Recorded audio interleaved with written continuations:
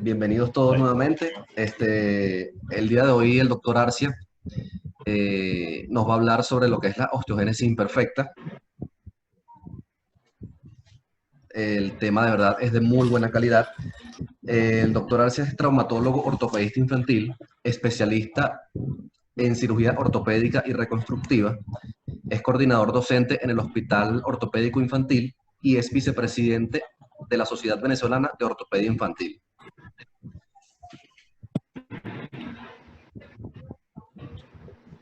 Les vamos a agradecer por favor a todos los participantes, tratar de silenciar los micrófonos y realizar las preguntas a través del chat, y yo las voy a ir leyendo a medida que vayan haciendo la participación ustedes. Adelante, doctor Arce. Ok, gracias, Reimer. Déjame arreglar algo aquí. Dame un segundo. Ok, perfecto. Bueno, buenas tardes a todos. Gracias por acompañarnos siempre en esta cruzada de docencia que queremos mantener viva por todo este tiempo. Gracias a la compañía Intervértebra, sobre todo a Reimer y a Juan Pablo, que están siempre pendientes de que esto se mantenga vivo. Hoy me toca hablar de una patología que me parece muy interesante y muy controversial, como es la osteogénesis imperfecta. Y por eso le pongo a este subtítulo, una patología que todos deberíamos aprender. ¿Y por qué es algo tan importante aprender esta patología? Esta patología consta de fracturas, esa es su parte patoneumónica, las fracturas constantes que sufre el paciente, muchos de ellos desde el día de su nacimiento. Allí vamos a comenzar a tener el problema porque esos pacientes van a ingresar es por la emergencia y esos pacientes los van a atender son los médicos que están en la emergencia. ¿Qué pasa cuando llega un niño fracturado? ¿Qué es lo primero que se nos viene a la mente? Es que es un niño maltratado. ¿Y qué pasa cuando pensamos en un niño maltratado? Nos volvemos esto un problema médico legal. Entonces, el paciente que llega con una fractura simplemente termina teniendo una lesión azúcar y me quedé con los precios de los cafés, 500 por los 600. Creo que hay alguien que encendió el micrófono. Que no compré, dije, no. Yo no sé si lo puede cancelar, cerrar los micrófonos. Por favor, que se callen. Que cierren los micrófonos, Reimer, por favor. Ok. Seguimos. ¿Qué es lo importante? Estos pacientes llegan a la emergencia y comenzamos a tener el problema de que se piensa que es un síndrome de niño maltratado. Estos pacientes empiezan a tener el problema no solamente por su fractura, sino que empiezan a tener problemas sus padres o sus familiares al tener estos problemas legales. Es eso la importancia de saber qué es la osteogénesis imperfecta. Ahora, ¿cuál es el concepto clásico o el concepto básico de la osteogénesis imperfecta? Es un trastorno de origen genético del tejido conectivo, caracterizada principalmente por fracturas. ¿Okay? Eso es lo más clásico de la osteogénesis imperfecta, la fractura, cuya causa está determinada por la producción de mala calidad, no de cantidad, sino de mala calidad del colágeno alfa 1. Esto es importante tenerlo claro porque a la hora que nos llega el paciente con una fractura y lo queremos inmovilizar como traumatólogo, nos dejamos la inmovilización por más tiempo porque pensamos que el problema proviene de que no produce colágeno. El problema es que el colágeno es de mala calidad. Y hay que tener claro que estos pacientes tienen una osteoporosis infantil. Y este es el gran problema cuando vemos a estos pacientes y los inmovilizamos por demasiado tiempo. Entonces tenemos que tener claro que es un problema de mala calidad del colágeno, no de cantidad o de producción del colágeno. Entonces desde allí comenzamos a hablar y dar las manifestaciones clínicas. ¿Cuáles son las manifestaciones clínicas que vamos a tener con estos pacientes? Uno, la osteoporosis, es algo importantísimo en este tipo de pacientes. Las fracturas, que es un factor patoneumónico que va desde un principio o mediados de la vida, eso va a depender de qué tipo de osteogénesis imperfecta presente el paciente. La dentinogénesis, porque es un problema a nivel de colágeno, no solamente es un problema a nivel de hueso, sino a nivel de todo el tejido conectivo. Las escleras azules, ojo, no todos los pacientes que tengan escleras azules son pacientes con osteogénesis imperfecta. Es algo que hay que aclarar, porque hay pacientes que tienen osteoporosis por otro tipo de patologías y pueden presentar escleras azules. Entonces tenemos que hacer una buena anamnesis, una buena evaluación de este paciente a la hora de decidir si es una osteogénesis imperfecta o no.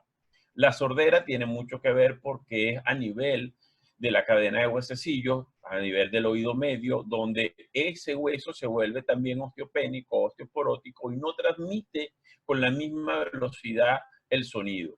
La hiperlaxitud ligamentaria, tenemos claro que es eso. Evidentemente, el paciente tiene un problema a nivel de tejido conectivo. Las hernias, igualmente, por el mismo problema del tejido. Equimosis, el vaso también está formado de colágeno. Y diaforesia, que es la sudoración profusa, porque la glándula no tiene la capacidad de tener esa contractura o esa contrañirse de esa manera cuando tenemos pacientes con osteogénesis imperfecta. Entonces, esas son las manifestaciones clínicas que van a presentar este tipo de pacientes. La forma del hueso, va a ver la forma del hueso del paciente. Muchos en pacientes los más severos lo describen como palomitas de maíz, corn pot, en forma de cotufas, porque son huesos que tienen tan mala calidad que se van formando casi sin un buen canal medular. La forma del hueso tiene una forma de sable, es decir, cuando lo ves de frente, ves que es un hueso completamente delgado, pero cuando lo ves de lado es un hueso más grueso. Eso tienen que tener esto muy presente porque el canal medular puede engañarnos. Tenemos que medir al paciente tanto en la proyección AP como en la proyección lateral. Otra de las cosas importantes que vamos a conseguir son los huesos bormianos, que es el mapeado a nivel. Ellos tardan mucho tiempo en cerrar las fontanelas y todos los huesos de la cabeza, y por eso vamos a ver esos huesos que se denominaron bormianos. Hablando de notas históricas, esta es una patología muy antigua y tiene que ver con la parte genética, porque tiene que ver es una enfermedad autosómica dominante. Los primeros estudios o los primeros indicios de la osteogénesis imperfecta se dio en una momia egipcia, 1000 años antes de Cristo, que fue desterrada. Ya en los papiros o en los escritos egipcios ya se hablaba de este tipo de patología en el paciente. Otra de las notas históricas es el Ibar the Boneless o el Ibar sin hueso, que fue un primo de un descendiente inglés que fue terrateniente, y lo clásico de él es que andaba en sus tierras comandando sus ejércitos sobre un escudo, por lo pequeño y la forma que era. Y evidentemente, cuando lo describen, era un paciente con osteogénesis imperfecta. Ahora, la historia más moderna es esta. La historia nos la da el doctor Bornitz en 1849, cuando le da el verdadero nombre a la enfermedad, que se llama osteogénesis imperfecta. Luego Rothstein en 1853 habla y le puso primeramente el nombre de osteosartirosis y los denominó, como a veces mucha gente los llama, los niños de cristal. El otro médico que se destacó con este tipo de patología fue Engels en 1900 y le dio el nombre de síndrome de escleras azules. A la larga, después de tantas investigaciones, el nombre que se queda en la historia es el de osteogénesis imperfecta, como es el que está descrito actualmente en muchas literaturas. La genética. ¿Dónde vamos a conseguir la enfermedad de la osteogénesis imperfecta? Está bien localizada en la columna A1, 1A1 del cromosoma 17 en su ala larga, y en la columna 1A2 del cromosoma 7 también en su ala larga. ¿Qué pasa con esto? Va a llegar un momento en que la patología, que ya es cerca de esto que tenemos la medicina genética muy cerca de nosotros, vamos a tener que estos pacientes van a ser uno de los primeros que van a poder tener su cura, ¿ok? Porque tenemos muy bien localizado la parte de dónde se encuentra el problema, dónde está el daño genético. Yo pienso que ojalá pase esto, que podamos corregir a nivel genético estos problemas. Ya se está estudiando esta parte a nivel genética. ¿Qué es una cosa importante? Y se los vuelvo a repetir. Las fracturas se producen en principio por la deficiencia en la calidad del colágeno. No se nos puede olvidar esto. ¿Por qué? Porque evidentemente el problema es cuando nos llega el paciente fracturado, es una emergencia, lo inmovilizamos, pero entonces le damos 6 semanas porque es un paciente con osteogénesis imperfecta. Y ahí es donde cometemos el gran error. Creamos un círculo vicioso. Entonces tenemos un paciente con una enfermedad osteoporótica con más tiempo de inmovilización. Al dejar más tiempo de inmovilización, este paciente va a crear un problema más grave de osteoporosis. Entonces, ¿cuánto es recomendable? ¿Cuánto tiempo es recomendable dejar la inmovilización en este tipo de pacientes? Aproximadamente unas 3 a 4 semanas. Acuérdense que son niños y su capacidad de formar callo es bastante buena. También tienen periósteo y esto los ayuda muchísimo a formar hueso. Entonces, es importante tener claro a estos pacientes, no dejarlo mucho tiempo inmovilizado porque dicen, oye, se volvió a fracturar, es que lo dejé muy poco tiempo inmovilizado. No, es todo lo contrario. Tenemos que tratar del paciente. Luego que haga su callo, quitarle la inmovilización y empezarle a dar estímulo a ese hueso para que no se vuelva más osteoporótico. Dentro de las clasificaciones todavía siguen vigentes la clasificación de Silence.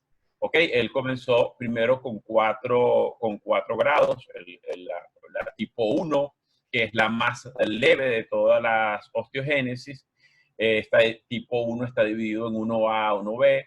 La 1A tiene que ver con los dientes normales y la 1B tiene que ver con dientes con dentinogénesis imperfecta. La 2 es la más severa, es la letal. Muchos de estos pacientes mueren intraútero y ahí es donde comienza esto. La tipo 3 es la más severa, que nacen vivos, ¿ok? Que ahí es donde vamos a ver los huesos wormianos, vamos a ver la cara triangular, vamos a ver pacientes con unas deformidades muy severas a nivel de todos, tanto huesos de miembros inferiores como de miembros superiores, y deformidades a nivel de columnas importantes. Y la tipo 4, que es la intermedia, después de la 1, viene la 4 no en severidad, sino en beneficio. También está clasificada en A y B, que tiene que ver también con los dientes. Esos niños pueden presentar dientes relativamente normales y dientes con dentinogenes o dientes opalescentes. Hay una quinta clasificación que nos la agrega junto al doctor Gloriet en Montreal, en Canadá, y tiene que ver con la formación del callo óseo, a esos pacientes que forman mayor callo óseo, y tiene que ver mucho con el tratamiento médico que han ido adoptando este tipo de pacientes. Las otras clasificaciones o los otros tipos tienen que ver más con la parte genética. Ahora, con respecto al tratamiento médico, ¿qué se ha buscado con estos pacientes? Tratar de mejorar su fragilidad ósea o su salud ósea. ¿Qué tratamientos se han usado? Los tratamientos se han hecho con bifosfonatos, ¿ok? El primero, aquí en Venezuela se comenzó a usar en el año 1999, fue el pamidronato disódico, se inició en el Hospital Ortopédico Infantil en octubre. Estos pacientes se trajo esas dosis pediátricas, se tomaron de las separatas que hizo el doctor Gloriet en Canadá y se mantuvo esto. Otro de los medicamentos que actualmente se está usando, que también es un bifosfonato, es el ácido solendrónico o la marca comercial es Aclasta. ¿Cuál es la ventaja entre uno y otro? El pamidronato llegaron a ser llamado el medicamento mágico. ¿Por qué? Porque ayudaba a engrosar tanto el hueso que evitaba las microfracturas que tenían los pacientes a cada rato. Ahora, ¿Cuál es el problema del pamidronato? Terminamos teniendo, el pamidronato tenemos que usarlo, su vida media es aproximadamente entre 3 y 4 meses, dependiendo de la severidad que tenga el paciente de osteoporosis. Esto llevaba a que teníamos que llevar al paciente 3 o 4 veces al año a tratamiento médico. ¿En qué nos ayudó el ácido solendrónico? En que se espació ese tiempo. Podemos hacer tratamientos cada 6 meses o una vez al año, dando los mismos resultados con el pamidronato disódico. Sigue siendo el pamidronato disódico el caballito de batalla, pero actualmente se está usando en el Hospital Ortopédico Infantil, la clínica de pediatría manejada por la doctora María Monroy. Se lo estamos usando ahorita en la cadera y terminabas abordando la rodilla. Si tenías que poner un clavo en la tibia, terminabas abordando tanto la rodilla como el tobillo. Entonces, allí comenzó el gran problema con este tipo de casos. Oye, Raim, ¿le puedes pedir a alguien que tiene el micrófono abierto y hace feedback? Vamos a ser colaboradores Sí, con lo ya que los estamos acabo de haciendo, silenciar, por doctor. favor. Estamos tratando de hacer un poquito de docencia y les agradezco que vean y revisen si tienen sus micrófonos abiertos, porque es muy desagradable para los que quieren estar en la charla, sentir ese feedback como si estuviera otra persona conversando. Entonces, revisen simplemente en su base, en su computadora, en iPad o en el teléfono donde estén instalados, y apaguen el micrófono. Es mucho mejor, más agradable para todos. Gracias. Vinieron los clavos HOI. ¿Qué son los clavos HOI? Eran clavos macizos. Nosotros no teníamos la tecnología, sino simplemente hacíamos clavos que se podían fijar en la epífisis del hueso y mantener una estabilidad. Evidentemente, ¿cuál era el problema que teníamos con los clavos, con este tipo de clavos? Que eran macizos y no crecían con el paciente. Apenas el clavo dejaba desprotegido una parte del hueso, allí comenzaba la fractura. Luego llegaron clavos más modernos, que es lo que estamos ahorita en boga, que hay muchos clavos ahorita. Gracias a Dios ya la tecnología ha ido como que entendiendo que los pacientes de osteogénesis imperfecta tienen su capacidad y su parte en el mundo. Ya hay varias compañías que están fabricando este tipo de clavos. ¿Cuál es la ventaja de los clavos telescópicos de nueva generación? Son clavos telescópicos que se pueden incluir por una sola vía, por una sola articulación. ¿Qué quiere decir esto? Si yo tengo que poner un clavo en fémur, yo puedo colocarle el clavo al paciente solamente por la cadera, sin necesidad de abrir la rodilla. También han cambiado con este tipo de venimiento, con este tipo de sistema, han cambiado la forma de operar. ¿Por qué? Al principio las técnicas eran abiertas. Llegábamos a tener incisiones muy grandes. El problema no son las incisiones grandes, sino que terminábamos desperiostizando mucho el hueso, sacando extremos del hueso y armando este hueso fuera, muchas veces fuera del paciente.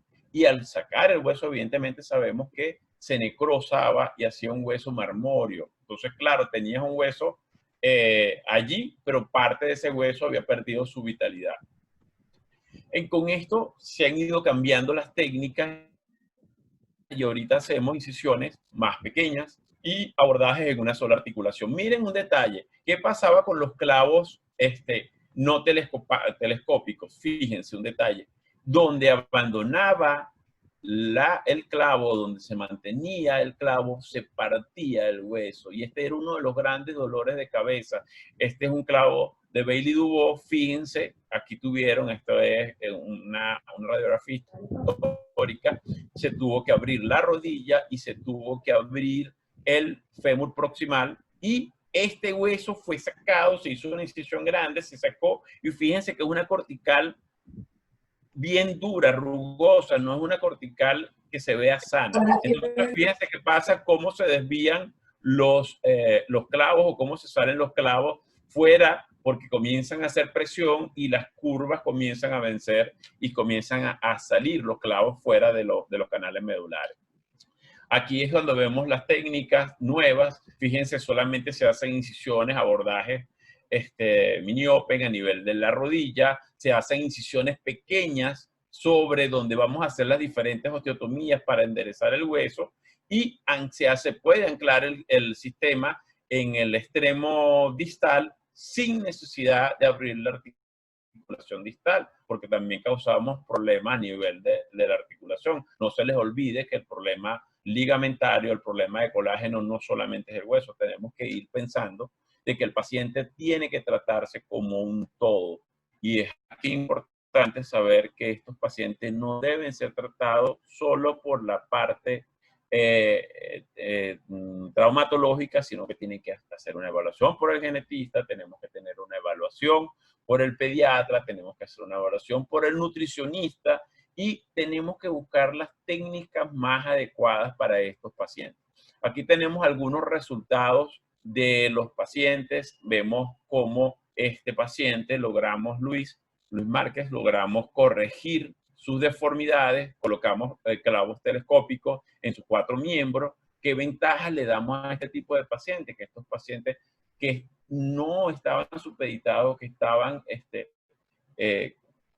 estaban confinados a una silla de ruedas, no caminar, al lograr alargar o a lograr alinear su hueso, logramos tener esta capacidad de parar el paciente.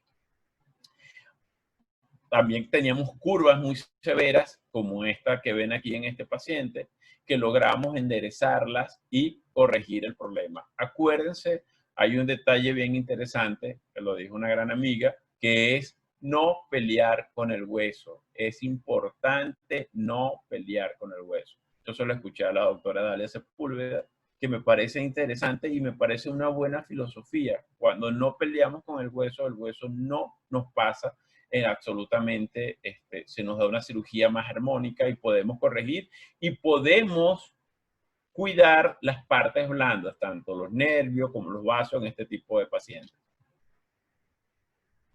Lo que les comenté, pacientes como Cándida, que no tenían la capacidad, estaban confinadas a una silla de ruedas, logramos de alguna manera que estos pacientes pudieran bipedestar, pudieran caminar y pudieran mejorar su estado, ¿ok? Pudieran tener independencia, porque esto es lo que buscamos con este tipo de pacientes, que puedan incorporarse a una vida social aceptable. ¿Qué se quiere con estos pacientes? Mejorar su calidad de vida de los pacientes y de sus familiares. Acuérdense lo que les comenté al inicio de la charla, muchos de estos pacientes comenzaban a tener muchos problemas de problemas legales, problemas de abandono. Muchas veces estos pacientes nos llegan a la consulta sin aseo, descuidados, malnutridos, y muchas veces es por miedo de los familiares a manipular al paciente. Entonces nosotros tenemos que enseñar a los familiares, nosotros como ortopedistas, como médicos, como traumatólogos, debemos enseñarle a los padres, a los familiares, a cómo manipular este tipo de pacientes. ¿Qué queremos también? Disminuir el número de fracturas y las deformidades. Acuérdense que si tenemos la deformidad, en donde haya deformidad, ellos se van a fracturar. Entonces tenemos que de alguna manera mejorar esta parte, mejorar esta función. Mejorar la densidad ósea, gracias a Dios lo estamos logrando con los bifosfonatos. Hemos logrado de alguna manera fortalecer el hueso, hemos logrado mejorar que estos pacientes se logren levantar de sus sillas de ruedas, se logren levantar de la cama. Disminuir el dolor crónico. Estos pacientes tienen fracturas, microfracturas a cada rato, por eso es que tienen mucho dolor crónico. Enseñar a los pacientes y los familiares y al médico cómo incorporar esos pacientes a la vida diaria. Tenemos que seguir estudiando las formas cómo mejorarle la calidad de vida a estos pacientes. Ya logramos que estos pacientes se incorporen, logramos que estos pacientes se paren. Ahora nos queda un reto, sus pies. Muchos médicos todavía no han logrado entender la filosofía que tenemos que mejorar la base para el apoyo, para que estos pacientes pasen más tiempo en su capacidad de marcha. Y ahí es donde vamos, fortaleciendo el hueso, mejorando la calidad ósea, podemos mejorar también sus pies para un mejor apoyo. Es importante esto, no se nos olvide, la palabra nos convence, pero lo que en verdad nos arrastra es el ejemplo, ¿ok? Tenemos que seguir dando el ejemplo de que las cosas se pueden, de que las cosas podemos mejorarlas, no quedarnos con lo que sabemos, sino seguir adelante. Y no hay nada más que enseñe que equivocarse. Todos tenemos que obtener una curva de aprendizaje, porque eso de alguna manera es lo que nos va a decir cómo podemos seguir adelante, cómo podemos corregir. Ojo, podemos equivocar. Lo más importante es saber que tenemos que corregir y cómo lo vamos a corregir. Bueno, gracias la Sociedad Venezolana de Ortopedia Infantil, gracias a Intervértebra, hemos entendido que la calidad tiene que seguir. Estamos viviendo tiempos difíciles. En un tiempo vamos a volver a estar así, o de esta forma, reunidos todos de una manera. Pero tenemos que seguir adelante, que los tiempos han cambiado, es verdad, pero tenemos que seguir adelante con la educación. Es muy agradable el calor humano, por ahorita nos tienen separados, alejados, pero ya pronto podemos poder hacer este tipo de reuniones donde todos compartamos y todos nos sintamos cómodos. Gracias. Gracias a usted, doctor. Gracias a todos los participantes. Por acá el doctor Ricardo Trevisan está preguntando que si se realiza el tratamiento con alendronatos u otro medicamento antes de la cirugía, en la misma hospitalización o después de la cirugía. Y que si es cierto que afecta la capacidad de cicatrización ósea.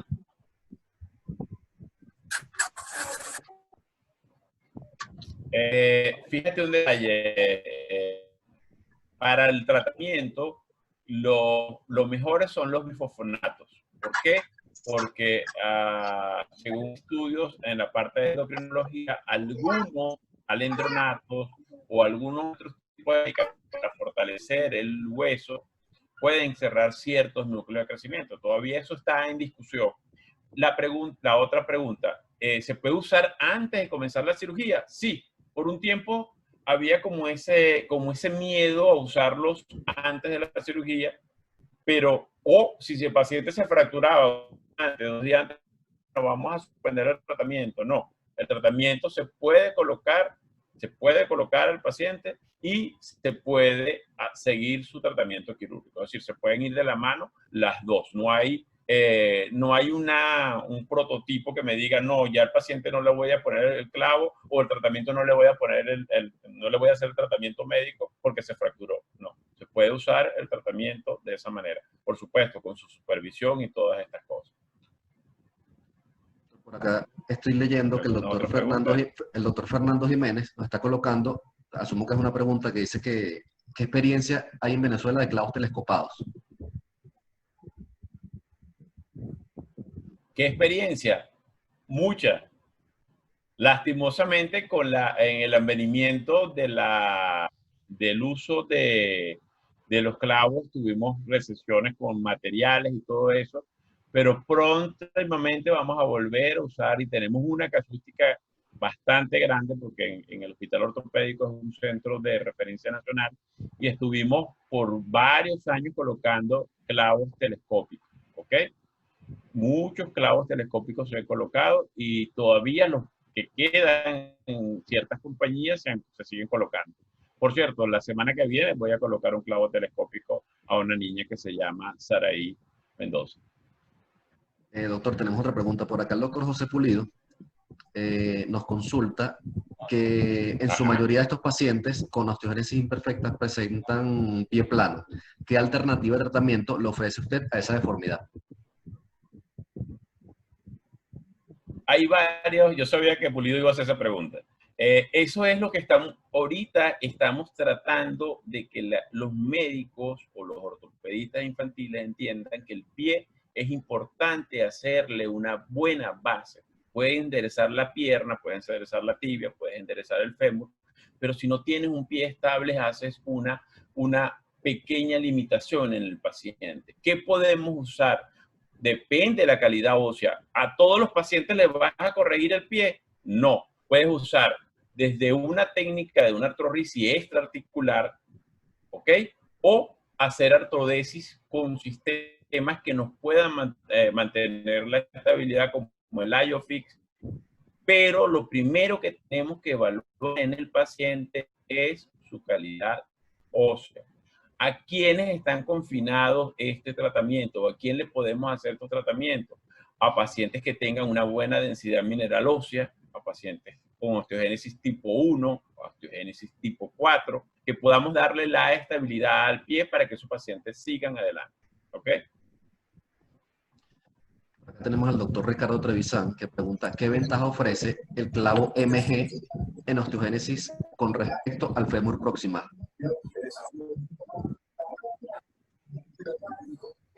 El clavo MAC, el clavo MAG. MAG. Sí, perdón. MAG, muy bien. Ese clavo es muy bueno, fue diseñado por mi querido amigo, el doctor Galván. ¿Y qué ventajas? Mucho tiempo se dejó desprotegido porque tampoco se sabía, y por mucho tiempo se dejó desprotegido el cuello femoral proximal.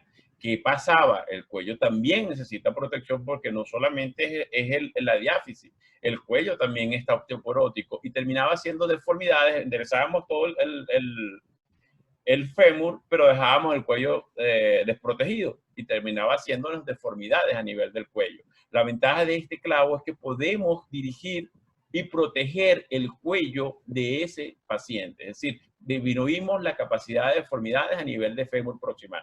Me parece excelente ese sistema. Acá tenemos al doctor Gerardo Rosas. Le dice que excelente conferencia y que cuánto tiempo espera después de aplicar... El gurú.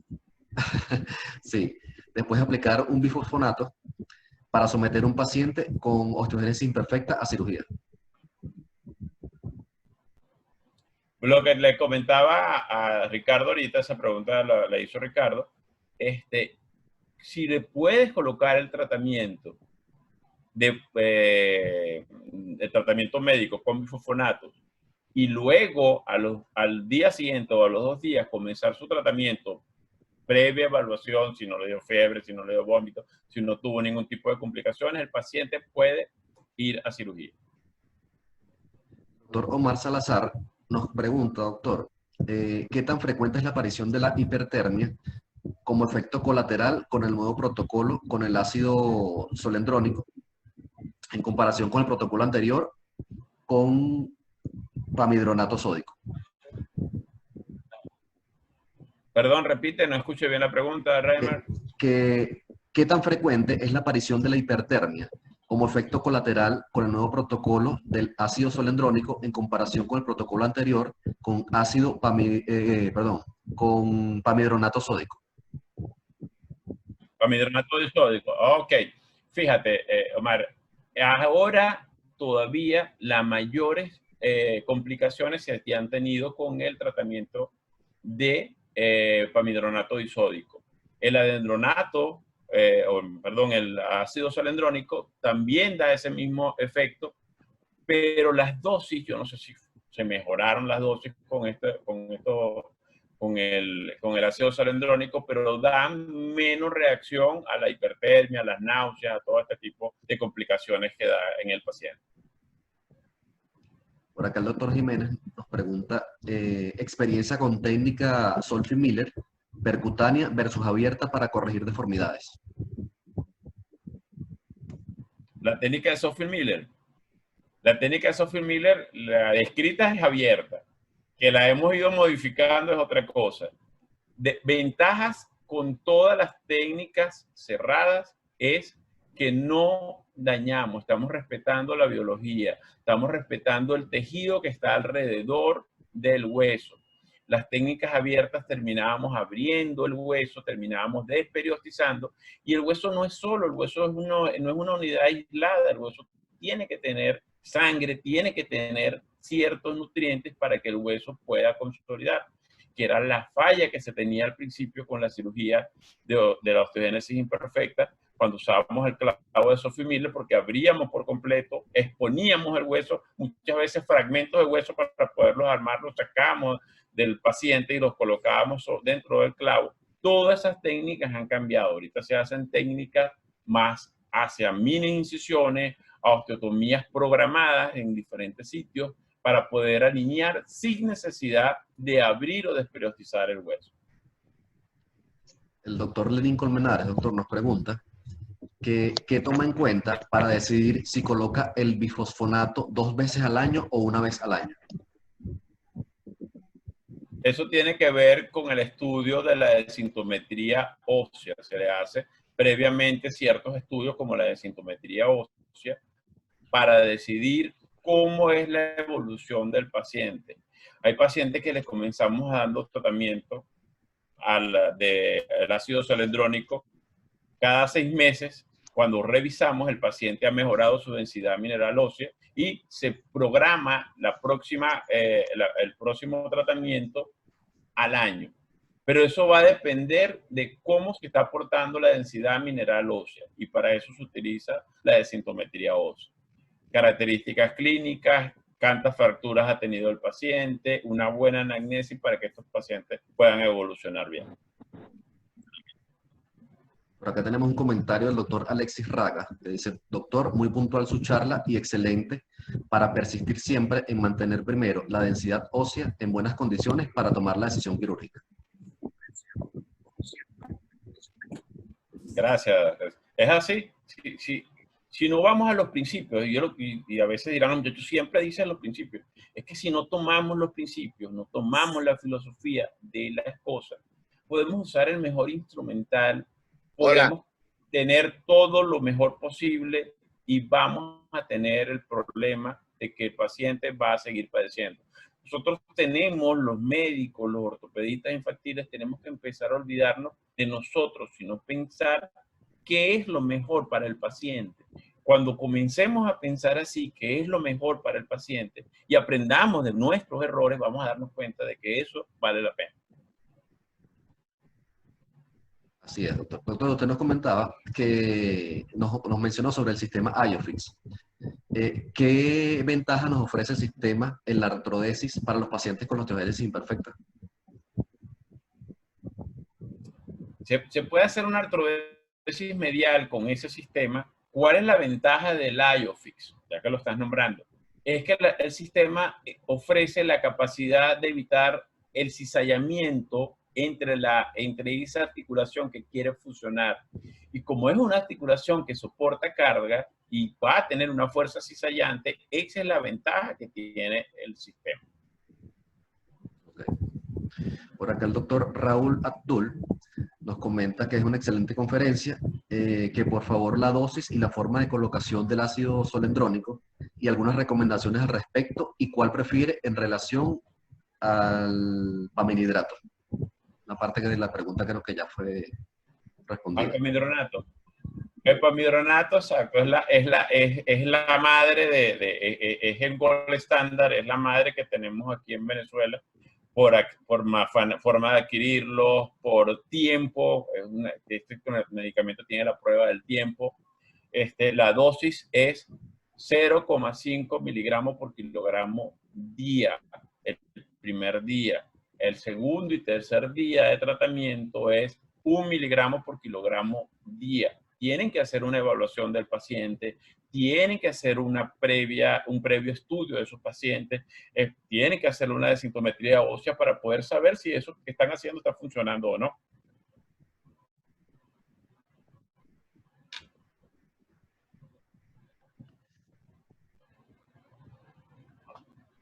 Acá el doctor Zambrano nos pregunta que cuánto tiempo esperan para aplicar el bifosfonato después de someter a un paciente a cirugía.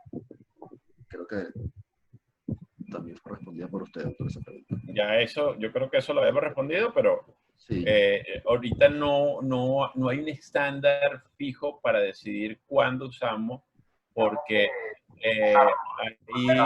hay artículos que hablan que en usarlo, que lo puedes usar a la semana siguiente del tratamiento, otros artículos que hablan de 2 a 3 semanas, pero es por el funcionalismo que tienen los bifosfonatos. Acuérdense que ellos inhiben los osteoclastos, ¿verdad?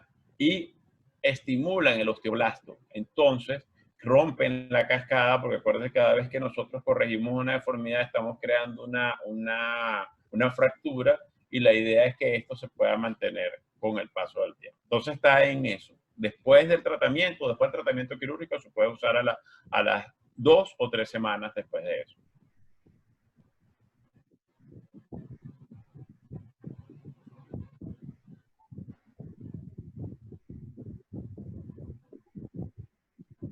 Yo sé qué otra pregunta tienes por El ahí. doctor Gerardo Rosas dice que si puede hablar. Por supuesto, doctor Gerardo.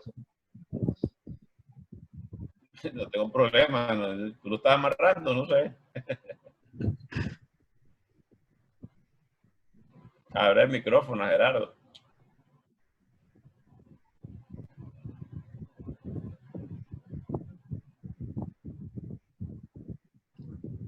Doctor Gerardo, ¿nos Te escucha? escuchamos, Gerardo.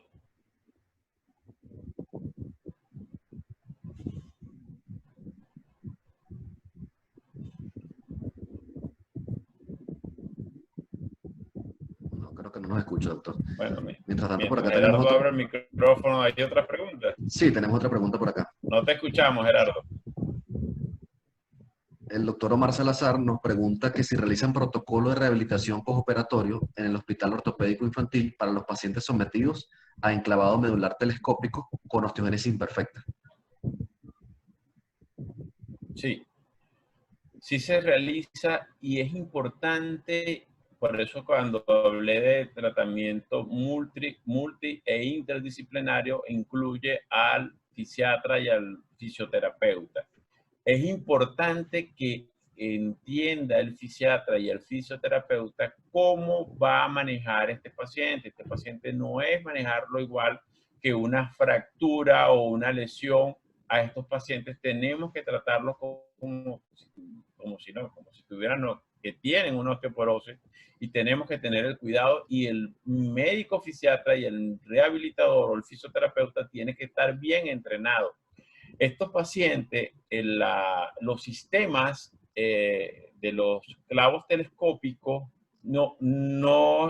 todavía no manejan muy bien la parte rotacional. Uno generalmente le puede poner una férula o un yeso para mantener por unas 3 semanas la parte rotacional hasta que hacen consolidación de la fractura. Después de esas 3 semanas se puede comenzar a hacer ciertas manipulaciones supervisadas y controladas a ese tipo de pacientes.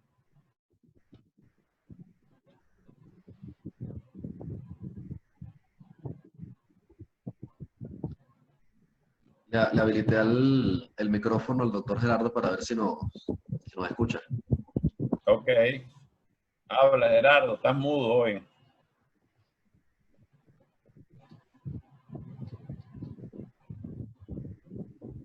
Ok, ¿hay otra pregunta por allí? Sí, nos Mientras Gerardo habla. pregunta el doctor Oscar Velandria que si hay tratamiento para la pérdida de la audición. Sí, ellos no pierden completamente la audición, ellos tienen hipoacusia. Y cuando el paciente se logra recuperar con el tratamiento de los bifosfonatos, ellos mejoran la audición. ¿Ok? Sí, colocándole tratamiento y en conjunto con el otorrino, ellos logran mejorar muchísimo. De hecho, hay niños que llegan a tener una audición excelente, perfecta.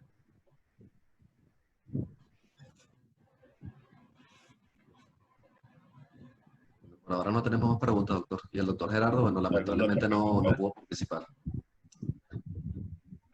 Por la Bueno, frescura del audio. Gerardito, hazlo aunque sea escrito. Bueno.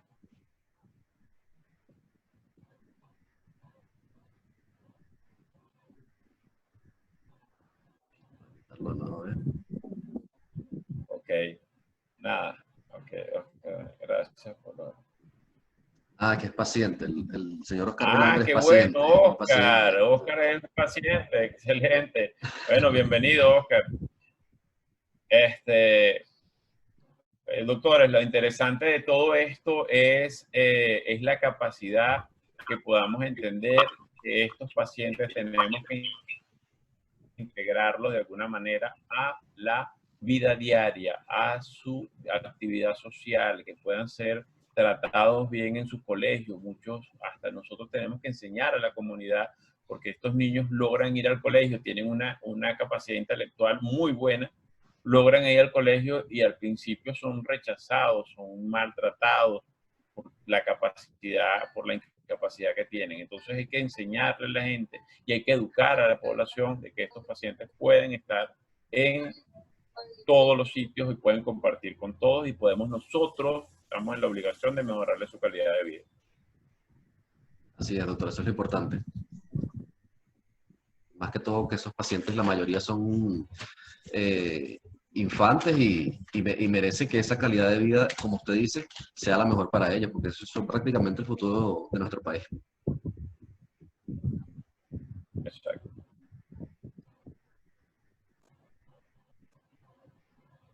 Bueno, doctor, no tenemos más preguntas. Quería darle las gracias. Gerardo se quedó mudo. Sí, me escribió por el privado, me dice que tiene problemas con el micrófono. Quería darle las gracias, doctor, por todo el apoyo que nos ha brindado. Gracias a nombre de Intervértebra. Sé que Juan Pablo está por allí, creo que escuchándonos, probablemente vaya a dar unas palabras también. Gracias a todos los participantes, de verdad. Esto es lo que se quiere con estas actividades académicas, promocionar la docencia.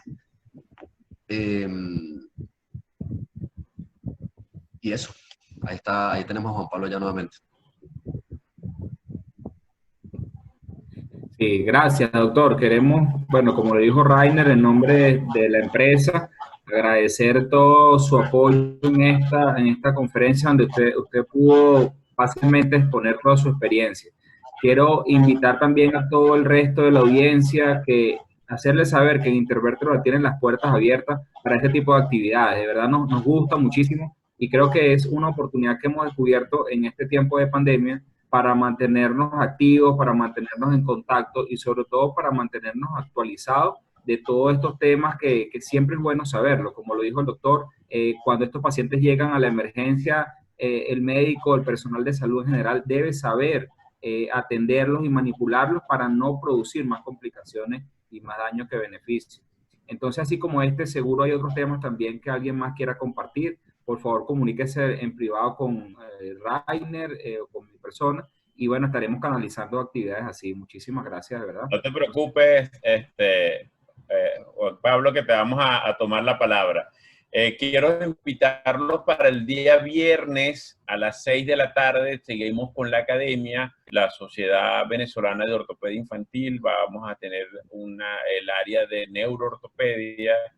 Nuestro moderador va a ser el doctor Ricardo Trevisan, que está por ahí, y el tema está espectacular con las osteotomías a nivel de la cadera en la parálisis cerebral. Yo creo que eso está imperdible, está muy bueno. Entonces ya de una vez, discúlpame Juan Pablo y Reimer, que vamos a seguir dándonos allí para tratar de que la academia persista y siga, ¿ok? Gracias de verdad por la invitación. Yo creo que esto lo tenemos que seguir haciendo, es un compromiso no solamente desde el punto de vista de médico, sino moral, ¿no? Eso se ha entendido, Juan Pablo y Reimer, de que tenemos que seguir, y gracias a Dios todos en conjunto, no solamente los médicos, sino las compañías han entendido que la educación es la única manera, es la única vía de que podamos trabajar armónicos en todo esto que estamos haciendo. ¿Ok? Gracias de verdad por la invitación.